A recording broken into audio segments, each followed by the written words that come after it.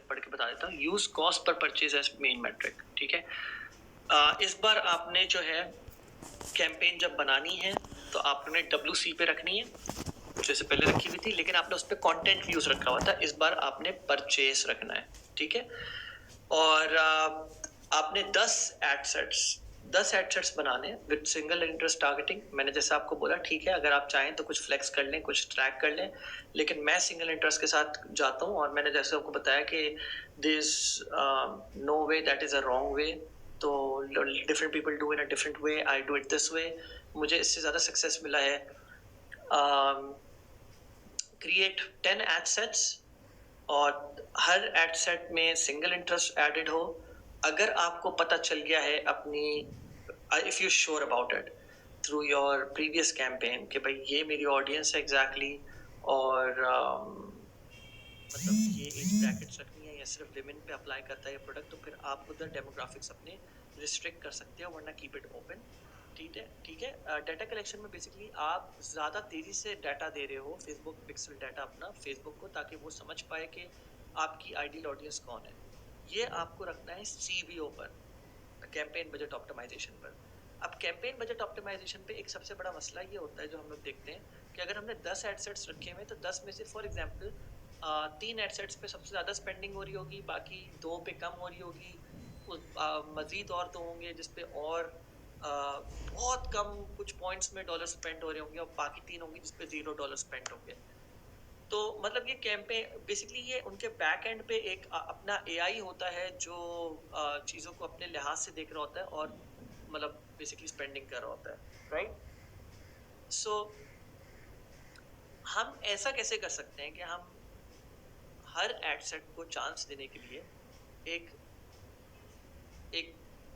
वो रख लें, एक रूल रख लें कि यार हर एड सेट भले से फेसबुक AI किसी एक एड सेट पे ज़्यादा स्पेंडिंग करे, no problem with that, but for example अगर आपकी, मैंने यहाँ पे बोला हुआ है कि मिनिमम स्पेंड लिमिट जो आपने रखनी है हर एड सेट पे वो $5 से $25 की रखनी है, ठीक है, depending on your budget, but सब पे अक्रॉस सेम रखनी होगी। अगर एक पे 5 रखो तो सब पे 5 रखो, ठीक है।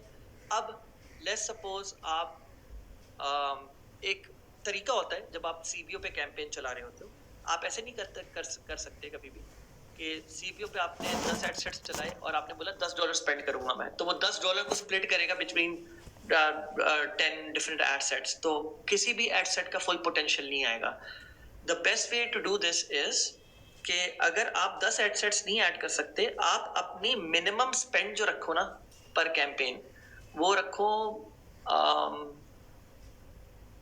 आई वुड से आइडियली $10 के करीब। लेट्स सपोज $10 रखा आपने, अब 10 इंटू आपने 10 करा तो $100 बन गया पर डे, सही है। अब आपने मिनिमम स्पेंड की आपने लिमिट लगानी है। मैं आपको ये बता दूं कि हम लोग जो स्पेंडिंग करते थे अपनी कैंपेन्स के ऊपर पर डे, हम लोग $200-300-500 स्पेंड कर रहे होते, तो हमारी स्पेंडिंग बजट्स बहुत हाई थे। लेकिन मैं वैसे आपको बता रहा हूँ कि क्योंकि आपके थोड़े से रिस्ट्रिक्ट हो सकते हैं, बजट कॉन्स्टेंट्स हो सकते हैं कि नहीं, हमें इतना एग्रेसिवली नहीं चलना, विच इज ओके, तो आप इसको $10 स्पेंड के लिहाज से लेके चल सकते हो कि मिनिमम मैं पर डे $100 स्पेंड करना चाह रहा हूँ। CBO पे आपने लगा दिया $100 और आपने बोल दिया कि हर एड सेट पे मिनिमम स्पेंड लिमिट जो हो, जो मैंने आपको पिछली बार आपको ये दिखाई थी मिनिमम स्पेंड लिमिट, वेट, ठीक है, मिनिमम स्पेंड लिमिट जो हो वो मिनिमम फॉर एग्जांपल एक मिनट रुकिएगा,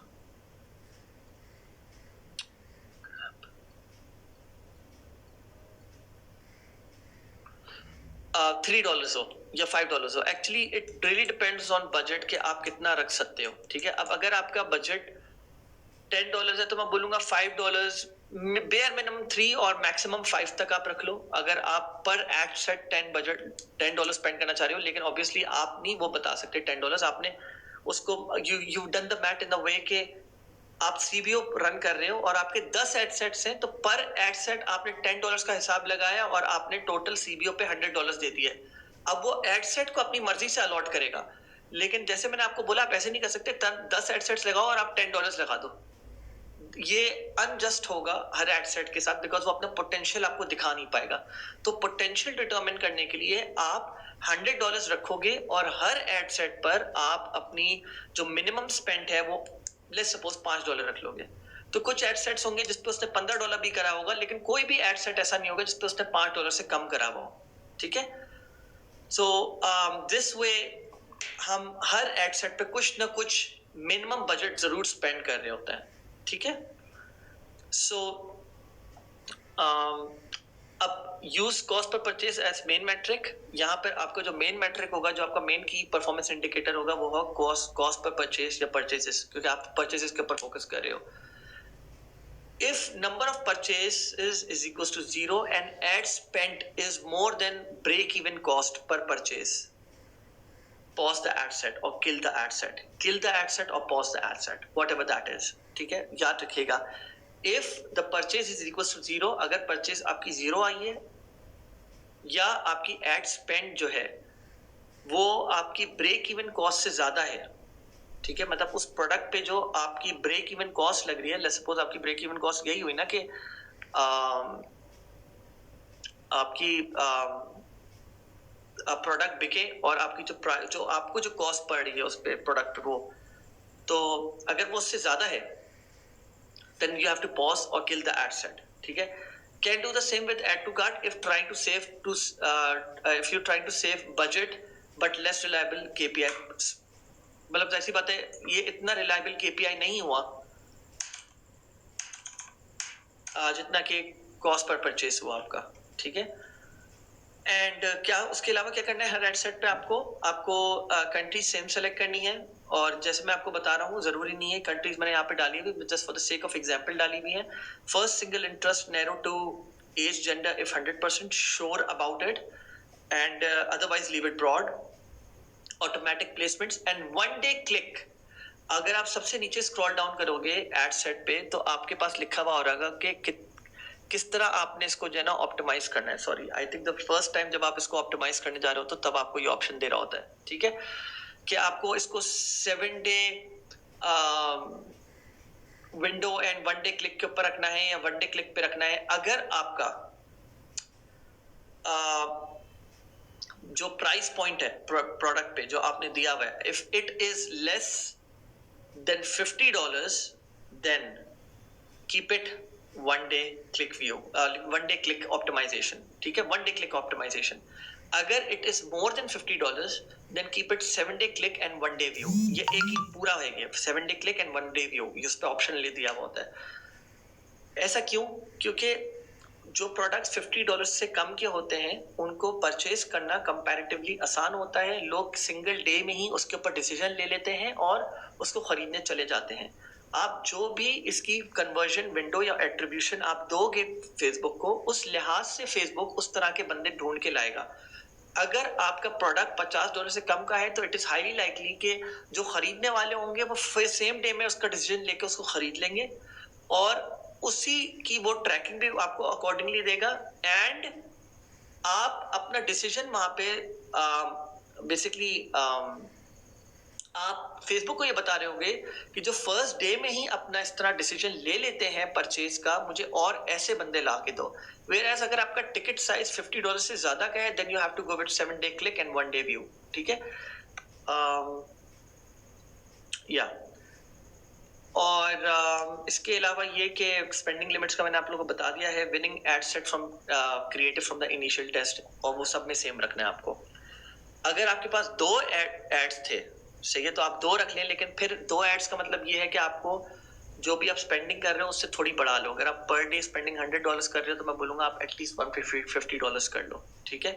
अगर आपका 1 विनिंग एड निकल आया है तो फिर चले ठीक है, बस आप उसको कंटिन्यू कर लो with your next campaign, because then again मैं आपको वही बोल रहा हूँ, अनजस्ट हो सकता है किसी पर्टिकुलर एड के साथ।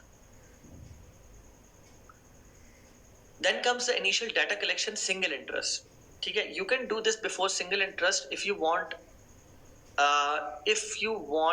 video view rule if you want and video view rule complies, ठीक है। मैं आपको और ज्यादा डिटेल में बताऊं। once you reach more than 2000 views, 95% video views on your best creative, you can check using the ads manager column, अभी अभी दिखा देता हूँ, क्रिएट 95% वीडियो व्यूज लुकलाइक। ठीक है, मैंने आप लोग को वीडियो व्यूज का एक कॉलम बना के दिया था, ये वाला। ठीक है, अब आप ये देख सकते हैं इस पर्टिकुलर वीडियो को 254 लोग देख चुके हैं। ठीक है, तो अब आपने क्या करना है, आप जब ये पर्टिकुलर मैट्रिक 2000 पे पहुंचे, फिर आपने बैक एंड पे लुकलाइक पे जाना है, और लुकलाइक पे जाके आपने इस वीडियो को, इस पर्टिकुलर वीडियो को, वो आपको थंबनेल भी दिखा रहा होगा, इस पर्टिकुलर, और ये भी बता रहा होगा इस पर्टिकुलर वीडियो के टोटल व्यूज कितने हैं, इस पर्टिकुलर वीडियो के आपने लुकलाइक बनाने हैं। ठीक है, ये चीज आपने भूलनी नहीं है, एक बात। दूसरी बात,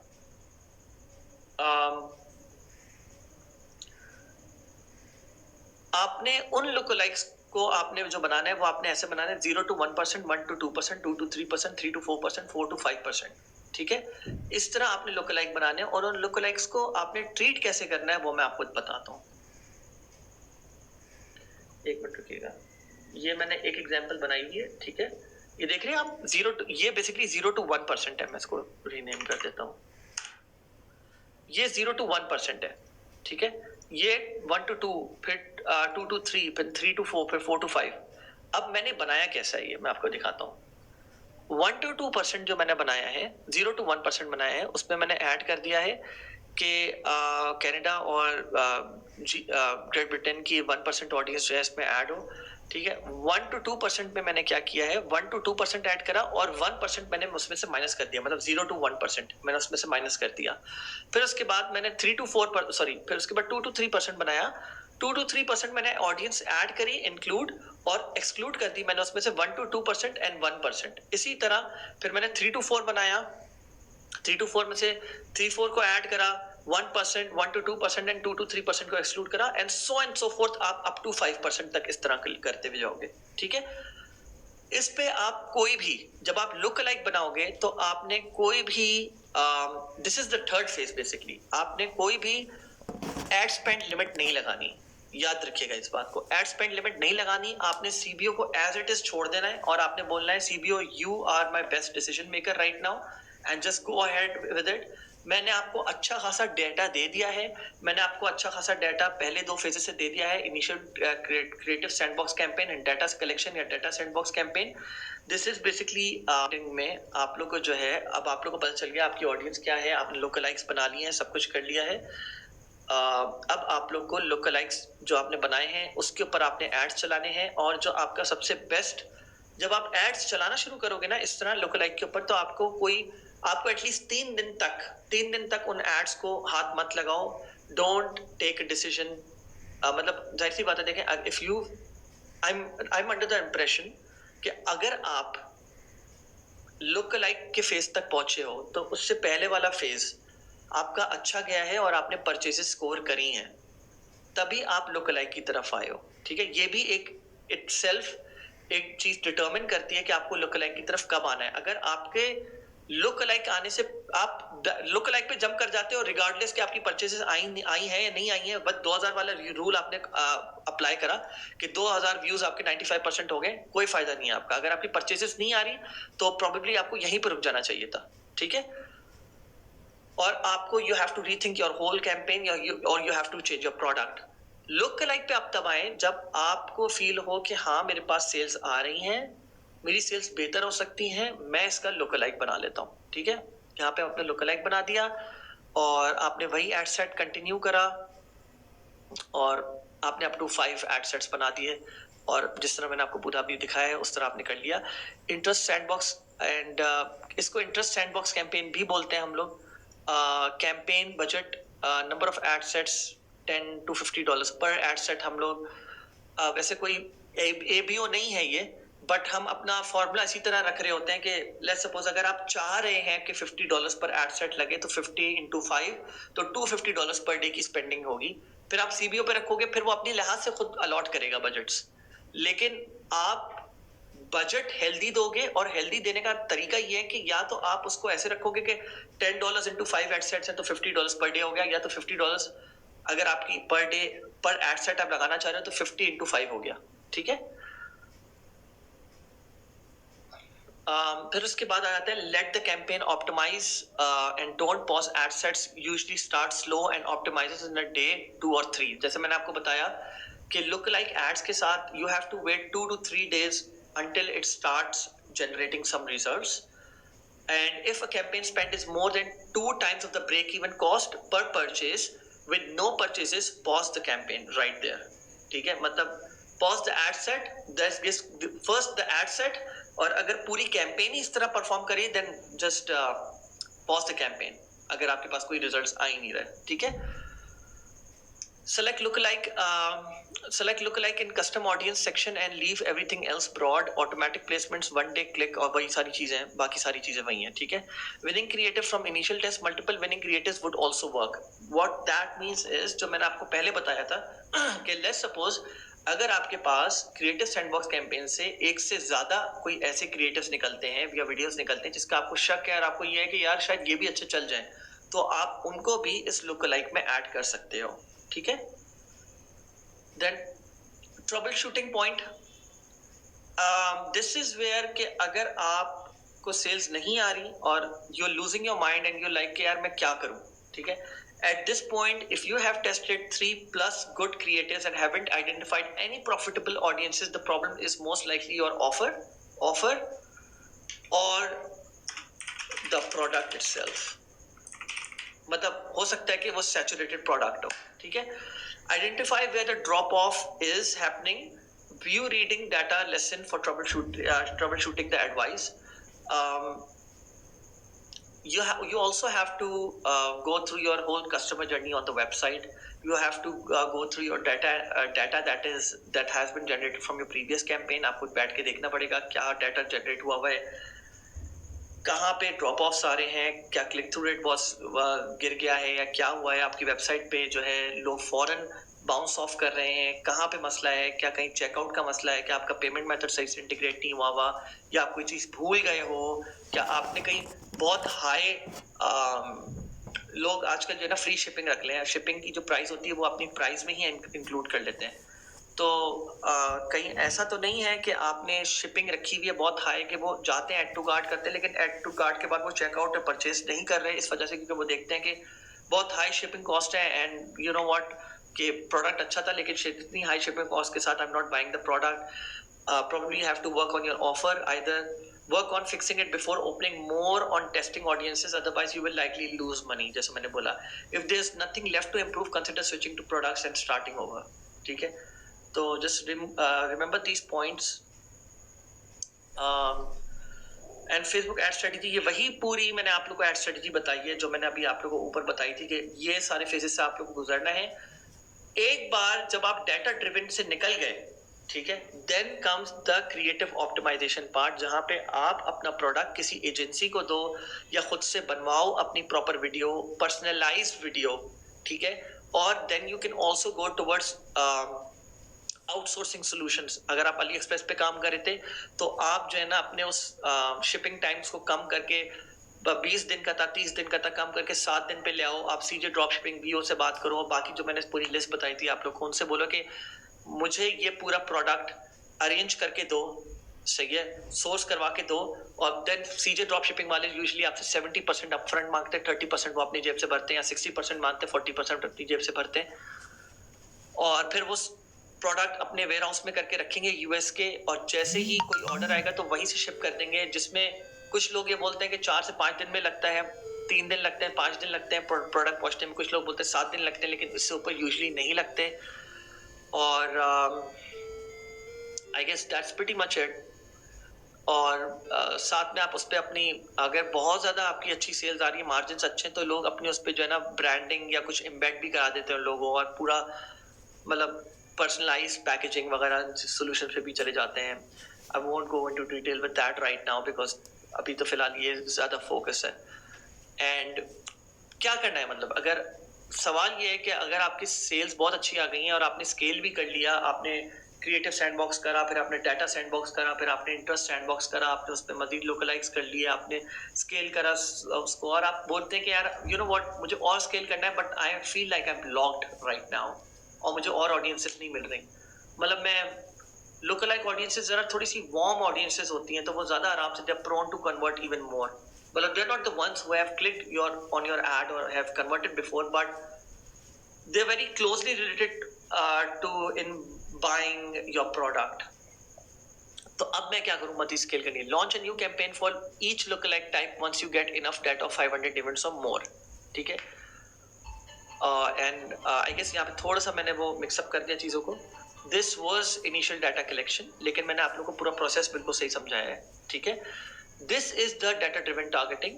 लॉन्च अ न्यू कैंपेन. अब आपको जो लुकलाइक बनाना है, जब आपके परचेजेस 500 से ज्यादा हो जाए या आपके एड टू कार्ट 500 से ज्यादा हो जाए, फिर उसके बाद आपने लुकलाइक बनाना है. इवन आपके कंटेंट व्यूज अगर 500 से ज्यादा हो जाए तो आप उसके भी लुकलाइक बना सकते हो.